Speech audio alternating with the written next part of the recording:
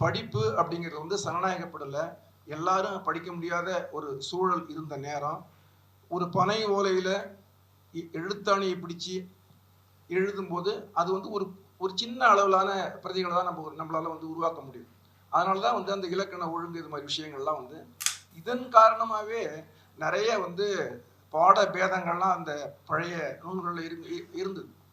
உதாரணமா திருக்குறள் எல்லாம் எடுத்துட்டோம்னா நம்ம நிறைய வார்த்தைகள் இன்னுமே சந்தேகமா இருக்கு.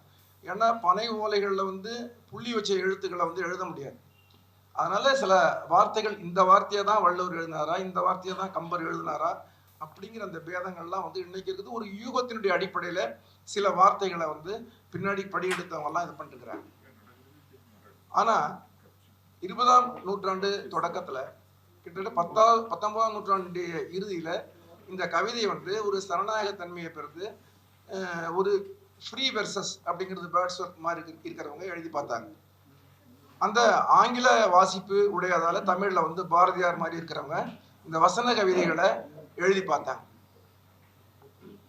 இப்ப 20ஆம் நூற்றாண்டுல குறிப்பா பெரியார் அம்பேத்கர் நூற்றாண்டுக்கு பிறகு கல்வி சனநாயக அடைந்த பிறகு பெண்கள், ஒடுக்கப்பட்ட சமூகங்கள் எல்லாருமே படிக்க ஆரம்பிச்ச பிறகு கதை கவிதை இது எல்லாமே அவங்க வந்து எழுத ஆரம்பிச்ச பிறகு இந்த கவிதை அப்படிங்கிற வடிவம் ரொம்ப எளிமையாச்சு.